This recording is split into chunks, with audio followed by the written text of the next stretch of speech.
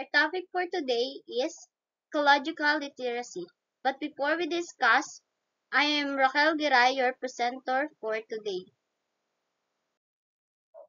The development of ecological understanding is not simply another subject to be learned, but a fundamental change in the way we see the world, according to John Lyle of 1994. Development of ecological understanding is, sabi nga niya, ay hindi lang basta subject na matututunan natin lang or matututunan lang natin.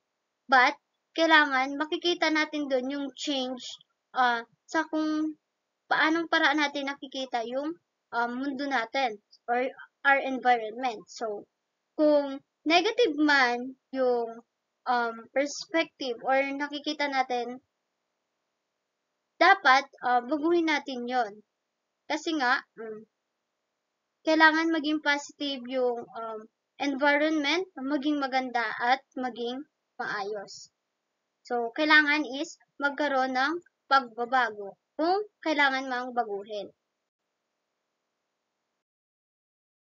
So, according to Mina and Allison of 2009, ecological literacy refers to an individual's understanding not only of ecological concepts, but also of his or her place in the ecosystem. So, ecological literacy is not only about understanding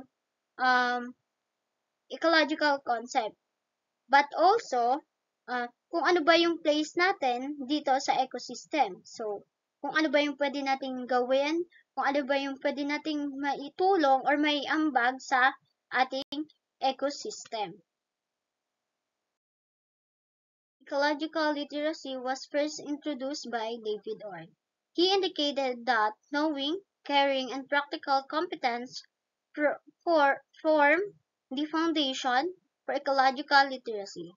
He pointed out that the root of environmental crisis is the individual's inability to think about the ecological patterns, systems causation, and the long-term effects of human actions.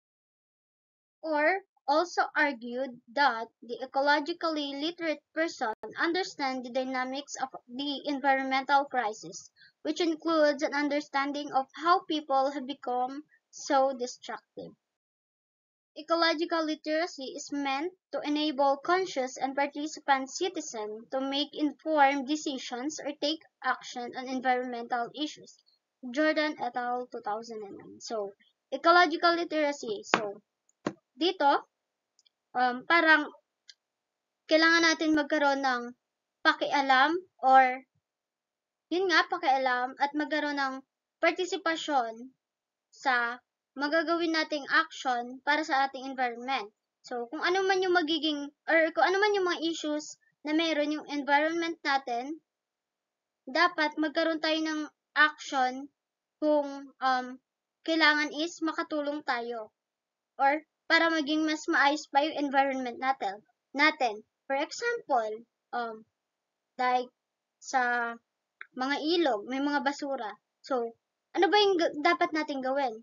Siyempre, kailangan nating mag-participate at mag-take ng actions at mag-decide kung ano yung pwede nating maitulong sa environment natin at kung ano man yung mga issues na meron doon. Characterizing an ecoliterate person. Dr. Tom Cook characterized an ecologically literate person of 21st century as the responsible, lifelong learner who strives to improve the human condition and the environment within the context of self, human groups, the biosphere, and the ecosphere. The ecologically literate person, in order to achieve the aforementioned ultimate goal, should become first an inquirer. This is the one who actively secures the basic skills and knowledge in order to carry out ecological responsibilities. This also enables her to reach her own potential and place in the physical and natural environment.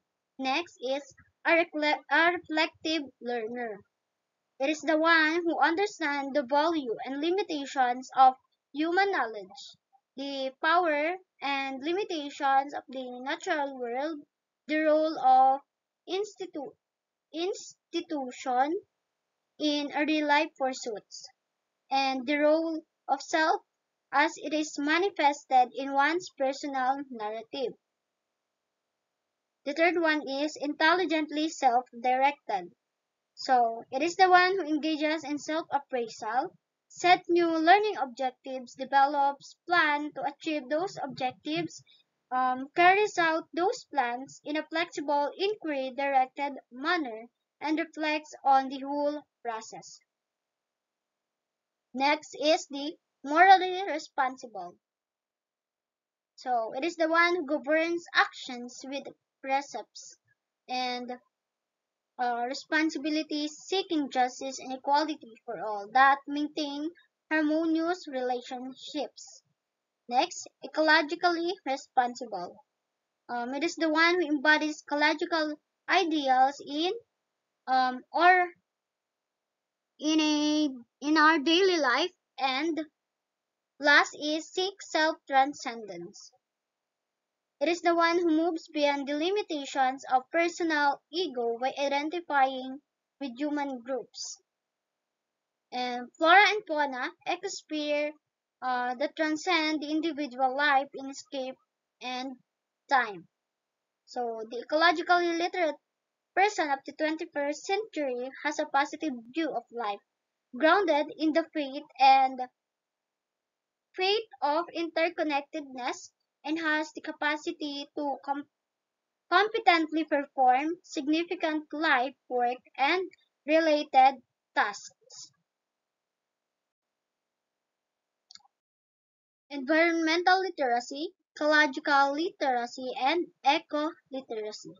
Frameworks work eco-literacy exhibit a high degree of similarity with frameworks for environmental literacy in that both sets include similar affective knowledge, cognitive skills, and behavioral components.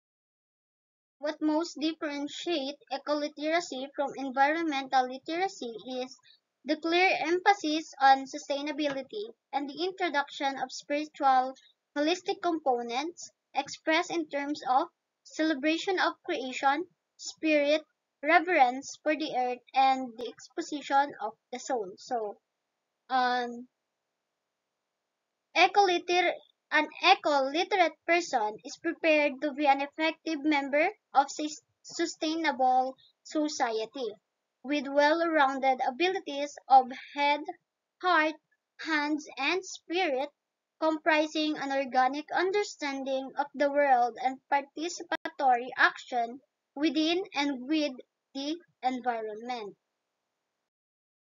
Greening initiatives in colleges and universities. Increased awareness of environmental degradation and concern for its rehabilitation have prompted colleges and universities to green their campuses. A green campus is a place where environmentally responsible practice and education go hand in hand and where environmentally responsible tenets are borne out by example. So, in here, sa greening initiatives in colleges and universities, example ko dito is yung subject na nung first year yung NSTP CWATS, kung saan nagkaroon tayo ng clean up drive and tree planting, at doon is parang pinapakita or nagkaroon ng awareness sa environment ang mga student. So, doon nakakatulong tayo sa environment and sa kapaligiran natin na malinisan at madagdagan pa yung mga tanim na puno kahit na um, sa konting time lang noon. And doon is napapakita natin na magandang example yon sa mga kabataan at parang dun nga is um, matututunan din nila na ang paglilinis nga ng environment at pagtatanim ng puno is maganda sa ating kapaligiran. Greening initiative, although challenging and demanding, yield significant benefits in the long run. First, is environmental and economic sustainability. It is a system-wide culture of sustainability helps preserve and enhance what the institution values today as well as for the future. So, dito is sinusustain at tinutulungan tayo na ma-preserve at ma-enhance pa kung ano yung um, meron ang mga institutions natin sa ngayon. At para na rin yun sa darating na for yun nga, for the future. So, kunyari, kung ano man yung mga natutunan or kung ano man um, yung mga knowledge nga na meron sa ngayon para sa uh, um, na makakatulong sa environment natin is pinipreserve yon at kung meron ng chance is ine-enhance pa at dinadagdagan pa kung ano yung pwedeng maitulong pa sa ating environment. Next is the reputation as a leader through example. So, as colleges and universities offer courses in the environmental management, engineering, laws, and regulations, and assessment, greening initiatives provide them opportunities to practice what they preach and make their mark as environmental leaders. Colleges and universities need to examine their own organizations and implement on their own campuses what they and the public expect their industry to do. The third one is the economic benefits. A routine curriculum-based environmental audit program that reveals waste and inefficiency associated with campus activities coupled with identification of environment-friendly alternatives can yield significant cost savings for the institutions. Next is the real-life work experience for your students. Environmental audits and pollution prevention evaluations can be integrated into the curriculum, providing students with hands-on, investigative, and problem-solving experience that they can take with them when they enter the workplace. And last, improve quality of life in the campus in the campus. A green campus is a cleaner, safer, and healthier place to live and work.